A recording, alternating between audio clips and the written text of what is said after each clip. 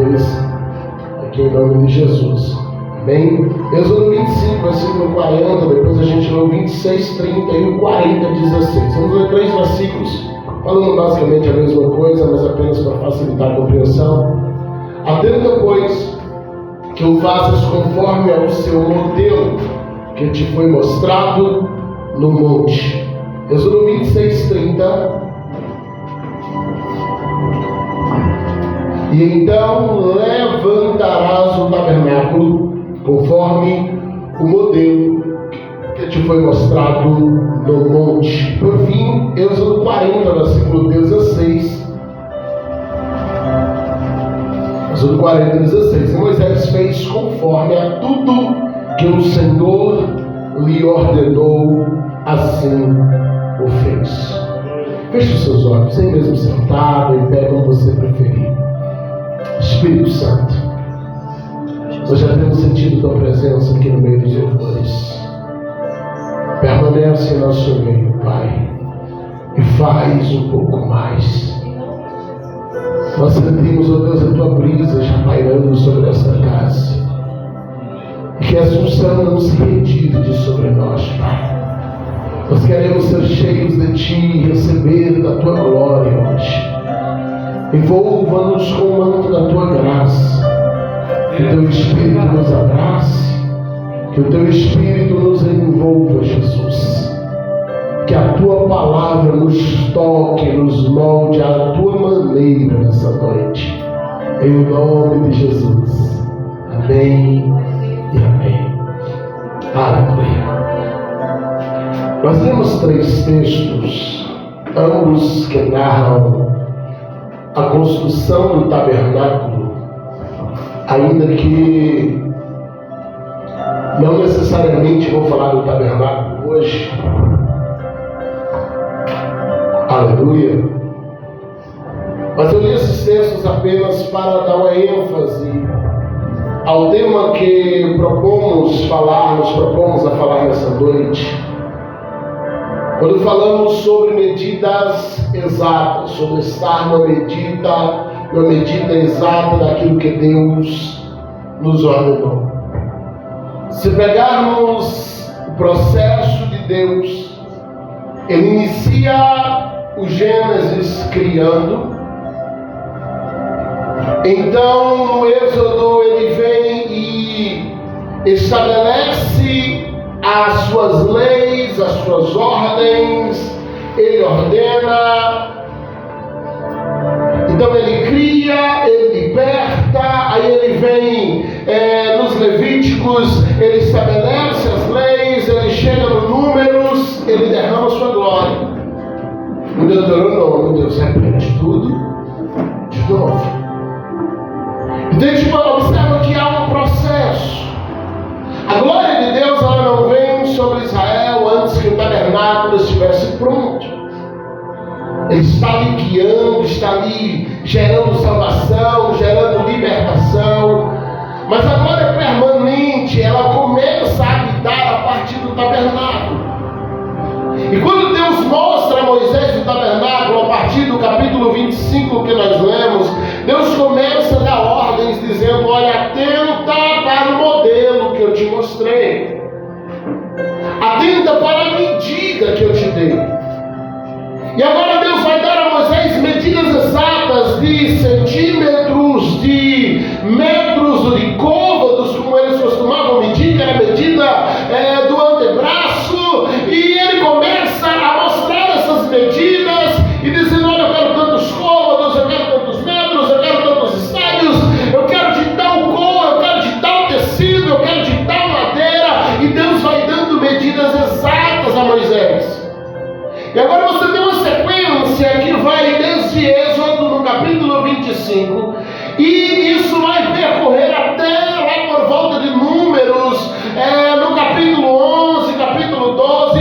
Deus traz uma memória contínua a Moisés, dizendo: você precisa atentar para o modelo que eu te mostrei. Moisés demora cerca de 2 anos para conseguir deixar aquele tabernáculo numa medida exata. E Só então, quando o tabernáculo está no modelo que Deus determinou, a Bíblia diz que a nuvem da glória vem e se coloca sobre ele. Se a gente volta alguns textos antes, a gente encontra Deus falando com Noé lá no capítulo 6 de Gênesis e dali a seguir. E Deus agora vai também falar com Noé para construir uma arca, porque haveria de vir o dilúvio. E o Senhor diz: olha, Noé, eu te livro do dilúvio, só tem uma condição: as medidas têm que ser da forma que eu te mostrar. Deus só deixa Noé colocar uma única janela naquela arca. Eu fico imaginando como é que ficou o processo de ventilação. E a Bíblia diz que a janela ficava para cima. Entendo eu que aquilo era para que Noé não ficasse olhando as circunstâncias, não ficasse olhando a situação, mas se ele ousasse abrir a janela, ele só conseguiria olhar para o céu. Ele solta aves por aquela janela depois que as águas cessam, para descobrir como está. E a Bíblia diz que quando aquela pomba traz uma folha de oliveira, entendeu Noé que as águas tinham baixado.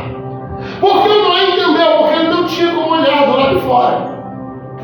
Havia medidas exatas para aquela arca, e até hoje é uma briga se Noé levou 80 anos, 100 anos ou 120 anos construindo. Eu vejo os teólogos se digladiando em torno desse assunto. Eu gosto de ficar no 100, porque assim eu fico mais ou menos amigo de todo mundo. A gente fica no meio, se erra só por 20.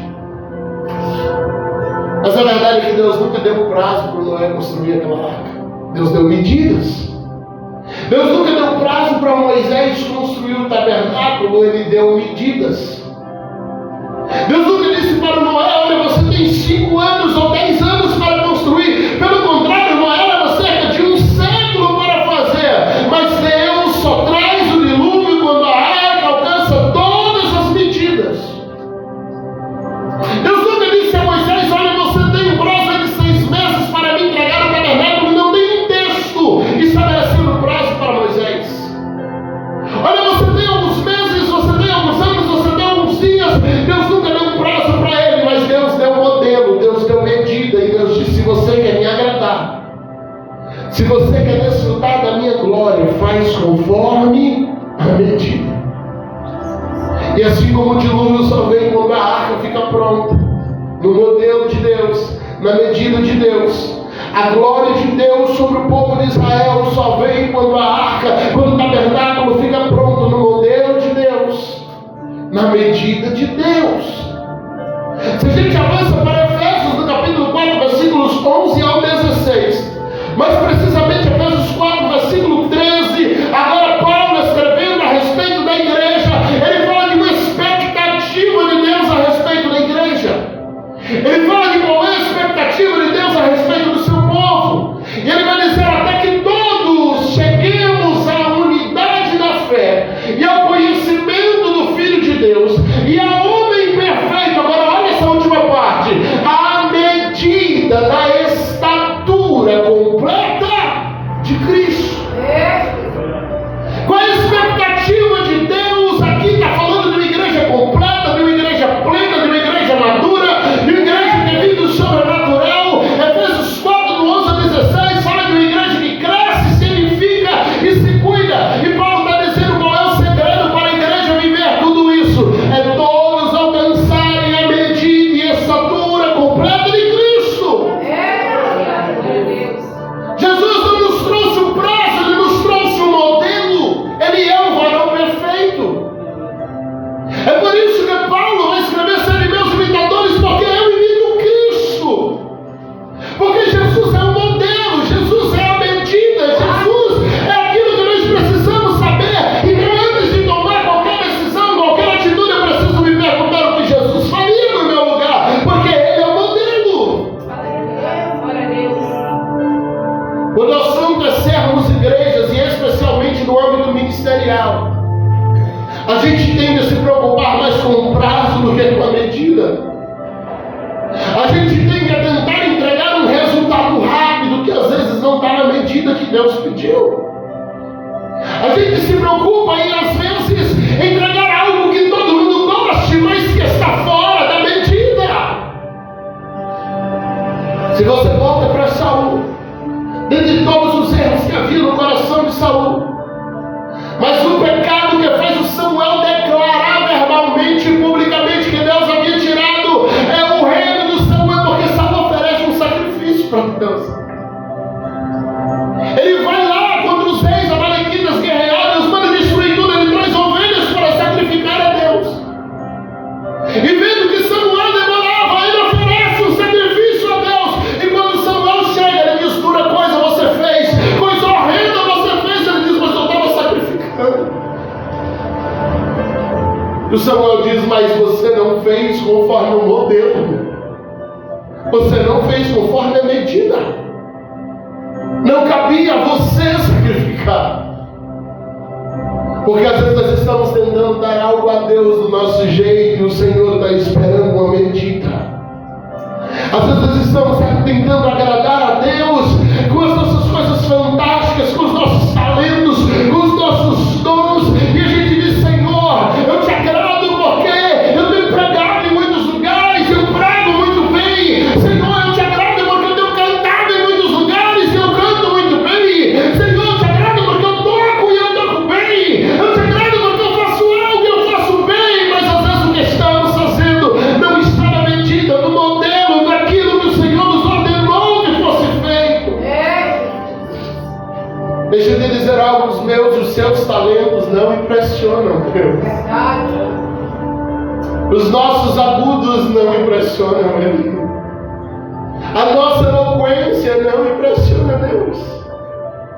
Ah, mas eu sou um bom pregador. Sim, diante do trono tem um anjo assistente chamado Gabriel, mensageiro de Deus. Se você conseguir competir com ele. Ah, mas é porque eu canto bem. Sim, lá tem um coral que imagino eu que aqui na terra ninguém alcança o que eles fazem.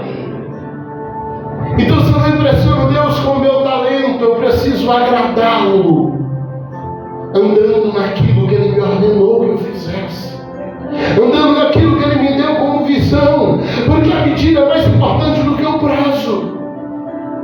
Ah, pastor, mas olha, eu cresci mais rápido do que o meu irmão. Amém. Mas se você não cresceu na medida de Deus, o teu crescimento não impressiona. Não, mas nós abrimos aqui e crescemos mais rápido do que todas as igrejas. Se isso não estiver no modelo, na visão que Deus deu, para Deus não serve. Nós estamos sempre preocupados com o prazo, sempre estamos preocupados em impressionar alguém, mas Deus está conferindo medidas. Se você vai para Ezequiel, capítulo 10 e 11, Deus está tirando a glória dele de dentro de Israel. Israel ora, chora, suplica.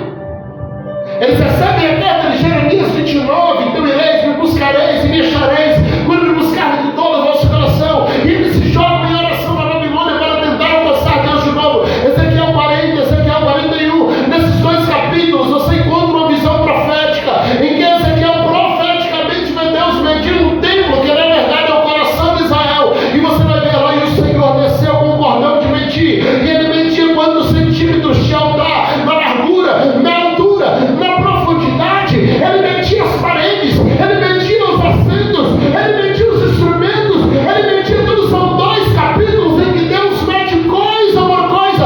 Quando chega lá no final, capítulo 43, capítulo 44, depois de Deus passar um tempo medindo, Ezequiel dizia: eu olhei e eu vi os querubins voltando, trazendo de volta a glória de Deus, porque Deus se agradou da medida do coração de Israel. Aleluia! Nós queremos a glória, nós queremos do nosso modelo. Nós queremos a glória, nós queremos do nosso jeito. Nós queremos a glória, nós queremos desfrutar do sobrenatural, nós queremos fazer a nossa maneira. E o Senhor nos deu modelos, o Senhor nos deu medidas. Cada um aqui carrega um chamado de Deus. Eu tenho certeza que junto a esse chamado, o Senhor te deu algumas diretrizes que você precisa cumprir. Eu tenho certeza que junto ao chamado que você carrega, lá no fundo do seu coração, há de algo que diz exatamente o que você precisa fazer para desfrutar do sobrenatural. Então a gente se apega à promessa, a gente diz: Deus falou, ele tem que cumprir. Mas eu não faço que me cabe para alcançar a promessa. Eu não faço o que me cabe para viver na visão. Eu não faço o que me cabe para viver naquilo que o Senhor tem me chamado para viver. E eu vou esperando que o Senhor faça. O Senhor disse para Noé que o dilúvio vinha e veio. Mas se a arca não tivesse o modelo que Deus determinou, a arca afundava e o Noé morria. Deus disse para, Moisés que ele desceria a sua glória. E ele desceu. Mas se quando chegasse o dia de descer a glória, o tabernáculo não tivesse a medida, Israel não desfrutaria dela. Porque aquela mesma glória desceu lá em Êxodo 19 e ela voltou. Porque naquela ocasião o coração de Israel ainda não estava na medida de Deus. Não adianta chegar o dia do cumprimento da promessa se não estivermos preparados para ela. A medida e a visão é Deus quem dá. E Ele vai nos dar uma medida para a casa que nós congregamos. Ele vai nos dar uma medida individual que normalmente coopera com a medida da casa. A visão que Deus me dá, Ele normalmente coopera com a visão da casa onde eu congrego. Se a casa onde eu estou anda debaixo da visão de Deus, Deus vai me dar coisas dentro dessa visão. E a gente precisa entender que Deus nunca vai te dar uma visão que contradiga a visão que Ele já deu para a casa onde você está. Deus nunca vai te dar uma visão que faça você viver em contradição. Eu sei que está chegando o tempo em que Ele quer te arrancar desse lugar. Aí Ele pode te dar uma outra visão e dizer: agora sai. Mas quando o Senhor me dá uma visão, e Ele está dizendo: olha, eu digo, olha, foi o Senhor que me deu uma visão, mas essa visão está entrando em contradição com a casa onde eu estou, e eu não quero sair, eu fico lá, e eu tento viver do meu jeito, na minha visão, na minha maneira. Eu vou entrando em problemas com Deus e com a igreja, porque a igreja está andando numa medida e eu estou andando em outra medida, e eu preciso entender que aquilo que Deus me dá precisa cooperar com o que Ele já está fazendo no seu reino. Deus nunca trabalhou com várias visões no mesmo ambiente. Estava conversando hoje à tarde com alguns irmãos, a gente falando sobre um tempo que Deus começou a nos dar uma visão nova. Eu comecei a orar na casa onde eu estava, dizendo: Deus, muda a visão da casa. O Senhor disse: não vou mudar a visão da casa. Porque eu te dei algo diferente, então vivo diferente. Agora você não pode viver o diferente dentro da casa. Porque senão você vira pedra de tropeço. Quando eu tento viver uma visão diferente dentro de uma casa que já está debaixo de uma visão, eu viro pedra de tropeço. Porque pedra de tropeço, você não pode tropeçar em algo que está fora do seu caminho. Eu falo muito isso aqui no nosso seminário. Você nunca vai tropeçar em algo que não está no seu caminho. Olha, eu venho andando nessa calçada aqui, eu não tenho como tropeçar em uma pedra que está do lado de lá. Eu só tropeço em algo que está no meu caminho. É por isso que Jesus só chamou Pedro de tropeço depois de Pedro ter grandes revelações. Pedro disse: tu és o Cristo, o Filho do Deus vivo. Jesus disse: uau, foi o Pai que te revelou. Aí na sequência o Pedro dá uma bola fora, e Pedro já tinha dado um bocado, irmão. Mas aquele dia Jesus disse: Pedro, não é para mim pedra de tropeço. Por que isso está acontecendo agora? Por que Jesus está falando isso com Pedro agora? Porque Pedro entrou no nível novo de revelação. Ele disse: Pedro, agora tu está no mesmo caminho que eu. Então anda na mesma trilha, Pedro. Você vai me fazer tropeçar em você. Então precisa entender que Deus está me chamando para cooperar com o que Ele está fazendo no reino dEle. Deus está me chamando para cooperar com o que Ele já está fazendo. Ele é um Deus de propósito. Ele é um Deus de metas. Ele é um Deus de destino. Ele tem um modelo específico. Ele tem uma visão bem estabelecida. Então, se eu estou fora dessa visão, eu preciso orar dizendo: Deus, abre minha visão, ou amplia a minha visão, como nós aprendemos a festividade. Eu já contei algumas centenas de vezes o meu testemunho de um tempo muito distante, quando eu tinha juízo e vergonha. Eu ia lá para a pista, lembra desse testemunho? E corria de manhã, estou precisando voltar. Quantos anos? Eu estava vendo as fotos daquela época. Jesus levava esse povo, porque isso aqui não me pertence. Então nós chegávamos lá e todo mundo corria na mesma direção, e as pessoas iam da rodoviária para o semáforo, e eles vinham pela pista, pela calçada de cima, e eles subiam do semáforo para a rodoviária pela calçada de baixo, e a gente ficava ali girando. Cada volta dava mais ou menos 1.700 metros, então normalmente dava uns 4, 5 voltas. E tinha umas 100 pessoas que faziam o mesmo trajeto, a gente descia pela parte de cima, subia pela parte de baixo. Aí no meio da galera tinha aqueles que rodavam o contrário. Então eles estavam fazendo caminhada igual a gente, correndo igual a gente. Eles estavam fazendo a mesma quantidade que a gente, queimando o mesmo tanto de caloria, estava tudo certo. Mas eles ficavam girando ao contrário. Então eles ficavam 1 hora correndo e dizendo: licença, licença, desculpa, licença, desculpa, licença. Toda a vida nunca me conformei com aquilo, tanto que muitos anos depois eu ainda conto isso direto. Você já está enjoado de ouvir, porque eu sempre me perguntei: Deus, por que eles não rodam na mesma direção dos outros? Evitaria tantos problemas. Eu não sei se estava malhando a língua junto, porque em 1 hora eles pediam mais ou menos 1.500 licenças e desculpa. Eu olhava e dizia: mas todo mundo gira assim, por que eles olham ao contrário? E tinha uma turminha boa que fazia isso. Sabe, queridos, no Rio de Deus, se a gente tenta nadar contra a maré, a gente vai cansar e pode até morrer de exaustão. Por que tem muita gente cansada do ministério? Porque tenta exercer o ministério nadando contra a maré. Porque tem muita gente exausta no ministério, porque às vezes está no ministério, está tudo certinho, está como Deus, está onde Deus mandou, mas não está como Deus mandou. Então a gente fica ali, a gente está no tempo certo. Sabe, Eclesiastes 8:5 diz que para tudo há um tempo e um modo. Então às vezes a gente está no tempo certo, no lugar certo, mas fazendo do modo errado, e isso vai gerando exaustão. Gera exaustão para mim, que fico correndo ao contrário, pedindo licença, e na minha cabeça é todo mundo que está errado, só eu que estou certo, e gera exaustão para os outros que têm que ficar abrindo espaço para eu passar toda hora, porque eu me recuso a correr igual os demais. O Senhor está estabelecendo modos. Ele vai ter um modo de operar nessa casa, ele vai ter um modo de operar nos nossos vizinhos que estão adorando aqui do lado, ele vai ter um modo de operar nos nossos irmãos que estão ali, um pouco mais à frente. Tem uma congregação aqui na rua de trás, ele tem um modo de operar lá também. Eu preciso estar nesses lugares e fluir de acordo com o modo que Deus opera com eles. Agora que eu não posso estar aqui, e aqui as águas estão correndo a 80 por hora, eu decidi que eu vou correr a 50. Eu estar ali, as águas estarem correndo a 100 por hora, eu decidi que eu vou correr a 50.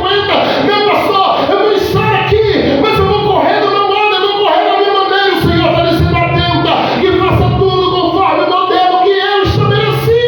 Aleluia! Aleluia! Louvado seja o nome de Jesus. Eu preciso trabalhar no modelo que Deus está dando. E aquilo que o Senhor me dá precisa cooperar com o que Ele está fazendo no reino. Aquilo que o Senhor me dá, eu preciso cooperar com o que Ele está fazendo através da casa, através do ambiente, através do ministério onde Ele me colocou. Ontem eu estava ministrando lá na igreja quadrangular. Eu gosto de chegar mais cedo. Falei com os irmãos aqui em Bananinha, as datas, perdi o PV. Foi confusão com um sábado de 5 semanas. Um mês de 5 semanas, 5 sábados. Na minha cabeça, onde caiu o PV mulher quando eu marquei a agenda, depois não consegui desmarcar mais. Eu fui lá e estava com os irmãos, eu chego mais cedo, eu pego o louvor, eu olho como as águas estão correndo e eu entro na velocidade das águas que dá. Terça passada eu estava lá na Sião com o apóstolo Edilson, ministrando lá com ele, um amigo meu. Estive lá ministrando com ele, cheguei cedo do mesmo jeito, vi a velocidade das águas, vi o modo das águas, e entro nas águas da velocidade que a casa está. Hoje nós estamos aqui, estou aqui desde o início, a gente vê o modelo da casa, vê a velocidade das águas, e você vai entrar na velocidade que as águas estão. Eu não posso chegar lá e tentar correr na minha velocidade, não posso. Eu não posso vir para cá e tentar estabelecer uma palavra verdadeira por um dia, dentro de outra igreja, não. Se os meus amigos me confiaram ao altar, eu preciso entender como essa casa funciona. Porque ali há homens e mulheres de Deus que oraram pedindo uma visão, um modelo, e Deus deu, e às vezes é diferente do meu.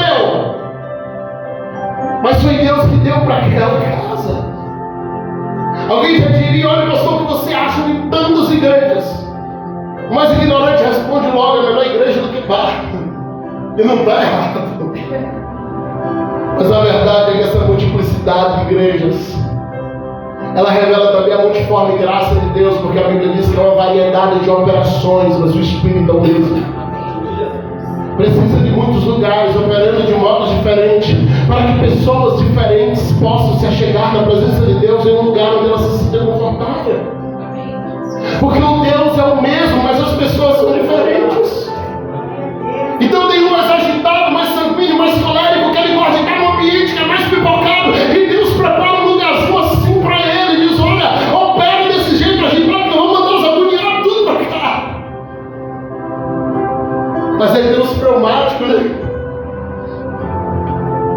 Ganhou na Mega Sena, morreu alguém, ele não expressa sentimento, ele é tranquilo. Deus chama outro servo dele e diz: eu preciso que você opere em um lugar bem tranquilo. Eu tenho uns tranquilão que não vai congregar no lugar agitado. Eu preciso de um lugar para eles também. O que é isso? É graça.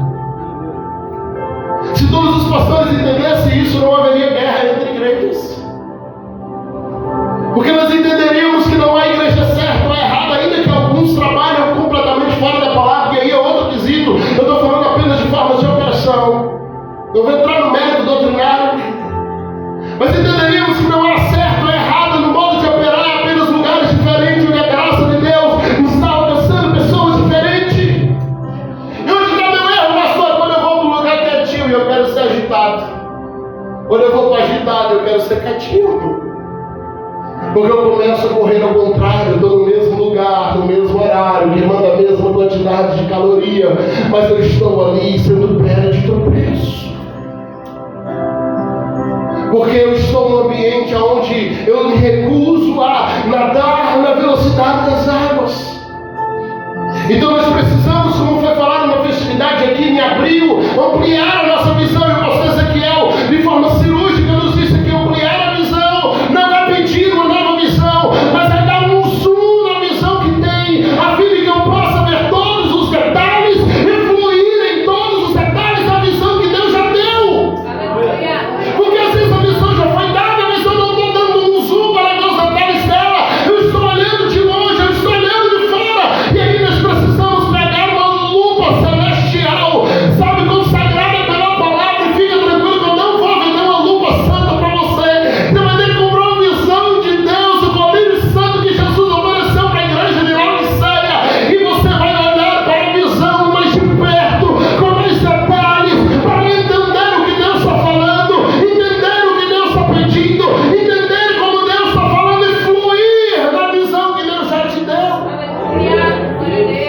Às vezes nós estamos pedindo uma nova profecia, o Senhor só quer que você entenda que Ele já falou. Por que eu estou pedindo uma nova? Porque eu me recuso a entender o que Ele já disse. Por que eu estou pedindo uma palavra nova? Porque eu não prestei atenção no que Ele já falou. Já viu aquela profecia que você vai receber e a pessoa se empolga, começa a chorar e falar em língua no outro dia, não faz ideia do que Deus disse? Deus falou comigo, Ele falou que eu não sei, na hora eu puxei da graça.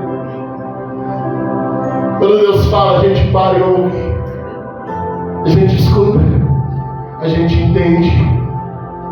Porque dali uma semana Ele vai dizer assim: ei, faz tudo conforme eu te ordenei. E aí você vai dizer: Senhor, eu não prestei atenção. Faz tudo conforme eu ordenei, mas Senhor, eu estava empolgado na hora. Onde eu inspiro a minha visão, eu preciso inspirar no céu. Lembra da oração do Pai Nosso? Jesus ora dizendo que seja feito aqui na terra, como já é no céu. Seja aqui na terra como é no céu. Seja aqui na terra como é no céu. No céu não há divergência. No céu há uma cooperação contínua, onde todas as coisas cooperam para dois propósitos: para a glória de Deus e para o bem daqueles que o amam. No céu todas as coisas convergem para esses dois propósitos: a glória de Deus e o bem daqueles que amam a Deus. E eles fluem, cada um no seu trabalho. Daniel ora e ele chora e diz: Senhor, eu preciso de uma resposta. Ele está clamando por 10 dias por uma resposta. De repente chega um anjo mensageiro. Diz: ô Daniel, eu estava vindo para cá no primeiro dia, mas aí apareceram demônios de guerra e eles me aprisionaram. E por que isso aconteceu? Porque antes que entrega a mensagem não sabe guerrear, eles só fazem uma coisa. Aí ele diz: mas fica tranquilo que o Senhor mandou um arcanjo de guerra e ele me livrou. E agora eu estou aqui para entregar a mensagem. Sabe, às vezes o Senhor já está falando, você já está orando, o Senhor já está trazendo uma medida, mas tudo no céu vai cooperar para aquela resposta. Então o que entrega a mensagem sai para poder entregar a mensagem, o que guerreia sai para poder proteger o que entrega a mensagem. No final tudo coopera para você. Quando eu entendo isso, eu me junto aos anjos e faço aqui na terra como é no céu. E começo a trabalhar por 2 propósitos: a glória de Deus e o bem da igreja. Se o céu trabalha para a glória de Deus e o bem da igreja, eu preciso trabalhar aqui na terra como é no céu. E como eu faço isso? Trabalhando também para a glória de Deus e para o bem da igreja. Quando eu trabalho para esses 2 propósitos, eu estou igualando na terra o que já acontece no céu. E a gente está pronto para orar de novo o Pai Nosso. E dizer: seja aqui na terra como é no céu. Quem anda na medida de Deus vai experimentar o sobrenatural. Moisés andou na medida e ele viu a glória de Deus. Moisés andou na medida e ele viu coisas que ninguém mais pôde ver. Noé andou na medida e sobreviveu a um dilúvio. Gideão andou na medida de Deus, fez tudo conforme a medida de Deus, com a quantidade que Deus exigiu, fez os testes da maneira como Deus exigiu, e ele venceu os midianitas. Davi andou na medida de Deus, segundo o coração de Deus. A Bíblia diz que ele nunca conheceu a derrota na batalha. Só que agora é a nossa vez. O Davi já não está mais aqui. Chegaram outros, né, Davi? O Moisés da Bíblia já não está mais aqui. O Gideão da Bíblia já não está mais entre nós. Quem é a bola da vez? É você. Com quem é que Deus vai tratar agora? É conosco. E de novo Ele está dando uma medida, de novo Ele está dando um modelo, de novo Ele está dizendo como Ele quer que a gente o adore. De novo Ele está dizendo qual é a expectativa dEle para a nossa vida. De novo Ele está dizendo qual é a expectativa que Ele tem a nosso respeito. E qual é a expectativa de Deus? É que nesse momento eu atenda toda a palavra que já foi liberada para o meu coração. Aleluia, glória a Deus. Qual é a expectativa de Deus a meu respeito? É que eu pare de viver do meu jeito, que eu pare de servir a Deus da maneira como eu acho que deve ser, e eu comece a viver na medida de Deus para esses dias. Aleluia, glória a Deus. Deus tem uma palavra que ela é para toda a igreja universal, de todos os tempos e épocas, mas Ele tem uma medida para essa geração, e dentro dessa geração Ele tem uma medida para essa igreja, e dentro dessa igreja Ele tem uma medida para você como indivíduo. Então o que eu faço? Se Ele me colocou aqui, precisa cooperar com o que Ele está fazendo nessa casa. E o que essa casa faz precisa cooperar com o que Ele está fazendo nessa geração. E o que essa geração está vivendo precisa cooperar com a palavra de Deus para todas as gerações, a fim de que a promessa se cumpra e a gente alcance o arrebatamento. Eu preciso convergir com o que Deus está fazendo. Eu preciso estar dentro do que Deus está fazendo. Aí a gente diz: eu estou fazendo uma obra de Deus. Não é uma obra de Deus, ninguém pode fazer, só Ele faz, é dele. O máximo que eu consigo é cooperar com o que Ele está fazendo. E é por isso que eu sempre oro dizendo: Deus, me ajuda a entender o que o Senhor está fazendo, porque eu não quero ficar de fora. Porque se eu fizer a obra, eu faço do meu jeito. Mas se eu entender o que Ele está fazendo, se eu compreender o que Ele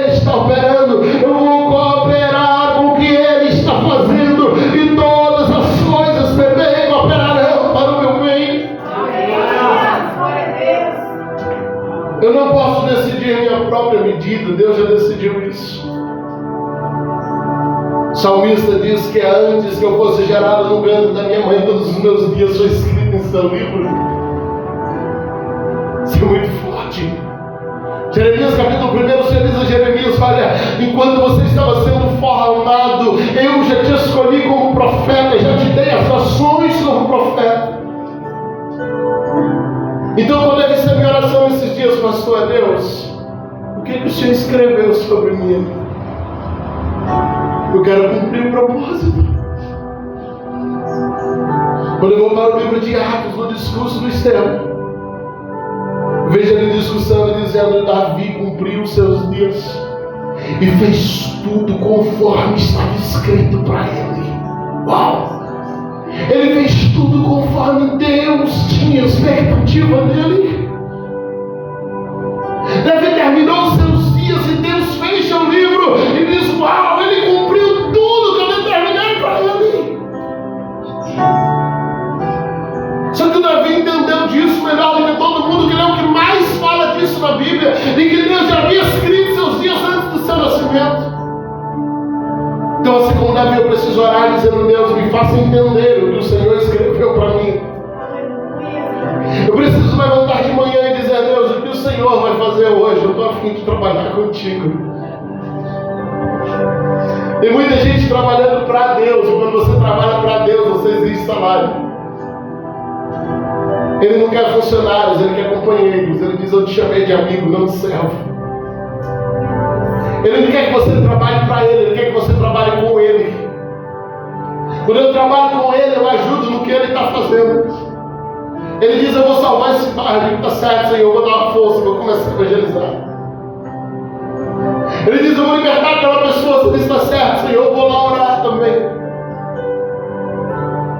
Ele diz: olha, eu vou curar alguém, se está certo, Senhor, eu vou lá com as minhas mãos, eu vou cooperar com o que o Senhor está fazendo, e no final é ele que faz. Quando eu aprendo a dar toda a honra e toda a glória a Deus, por algum motivo que eu nunca entendi, Deus devolve a honra. Quando eu aprendo a dar tudo que eu tenho para Deus, por algum motivo, Ele começa a me honrar. Se eu ficar com a honra, Ele me desonra, mas se eu dou para Ele, Ele devolve.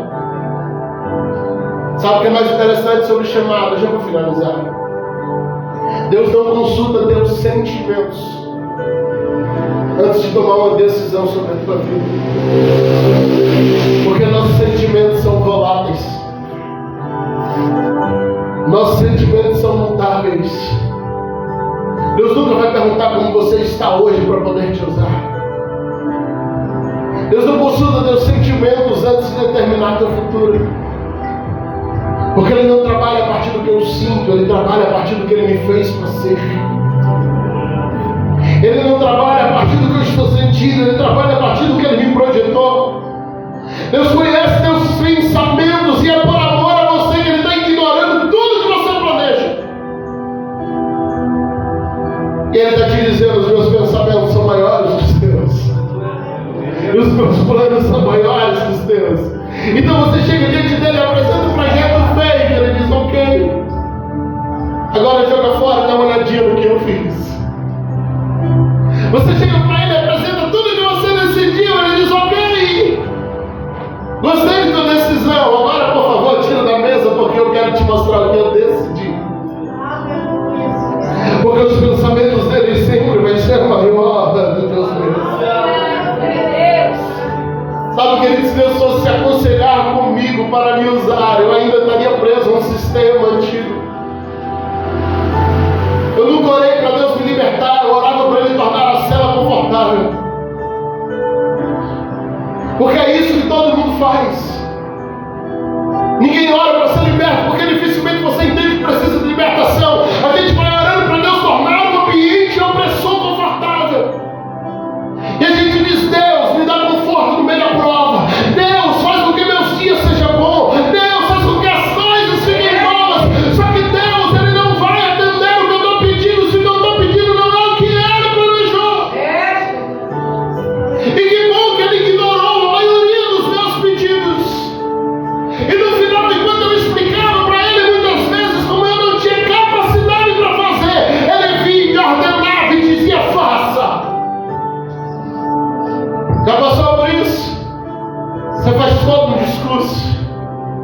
Diz: Deus, eu vim aqui te explicar por que eu não posso. Vim aqui te explicar por que eu não vou. É por causa disso. No final ele olha e diz: tá bom, agora vai e faça. Senhor, mas eu te expliquei. Isso também é. Lembra do Elias na caverna? Senhor, foi muito zeloso. Mataram todos os profetas. Só eu fiquei. Por favor, me mata. Mas não sou melhor do que meus irmãos. Traga a minha morte. O Senhor está certo. Agora volto pelo caminho dele que tu veio. Unge Israel, rei da Síria. Jeú, rei de Israel. Unge Eliseu como profeta. O Senhor está dando uma nova missão para Elias. O Elias está dizendo: Senhor, eu estou explicando por que eu farei. Ele diz: eu não estou nem aí, Elias. Porque meu tempo para você ainda não acabou. E se Deus atende o Elias naquele dia, o Elias não viveria o sobrenatural de subir numa carruagem de fogo. Deus às vezes precisa ignorar alguns pedidos nossos para que Ele possa te dar o que você nem imagina. Coisas que o teu olho não viu, que o teu ouvido não ouviu, que não subiu no teu coração. Esse tipo de coisa você só vive se Deus ignorar alguns pedidos seus. Então não estranhe se algumas vezes Deus não estiver te respondendo sobre alguns projetos que você já apresentou. Você precisa confiar que se Ele está fazendo isso, Ele tem algo muito maior para você. Ele tem algo muito maior.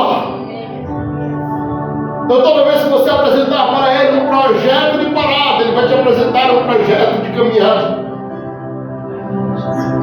Toda vez que você apresenta para Ele um projeto de estacionar, Ele te apresenta um projeto de ministério. Você tem duas opções: atender à medida e ver a nuvem da glória descer, ou fazer do teu jeito. Deus, eu vou fazer do meu jeito. Eu vou fazer a minha maneira. Deus, eu vou fazer aqui na maneira como eu acho melhor. E no final você ver a glória apenas ao longe. E se perguntar por que ela não chega perto de mim. Por que eu não estou vivendo essa glória? Só que a palavra de Deus hoje para nós é: viva na medida. Anda na medida. Pastor, você vai trazer uma profecia nova para nós. Não, eu vim te lembrar do que Deus já falou. Eu vim te lembrar do que Ele já disse, seja na sua palavra revelada, que através do Logos de Deus, ou seja através de um rema, de uma palavra especialmente liberada a você. Eu vim apenas te lembrar do que Deus já falou. Porque eu tenho certeza que em algum momento Ele já falou. Eu tenho certeza que em algum momento Deus já olhou para você e disse exatamente o que Ele espera da tua vida. Talvez algumas coisas estão desajustadas hoje. Eu já quero orar por você. Talvez você tomou algumas decisões por conta própria e hoje está pagando alguns preços por isso. Você fala: pastor, será que ainda tem jeito? Porque algumas coisas já estão totalmente desajustadas. O Senhor hoje está te chamando de volta para a medida.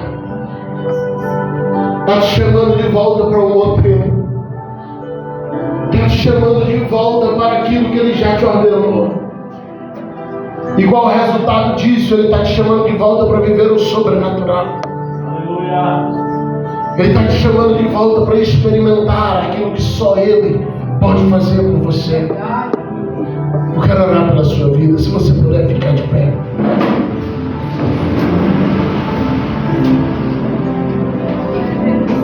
Aleluia.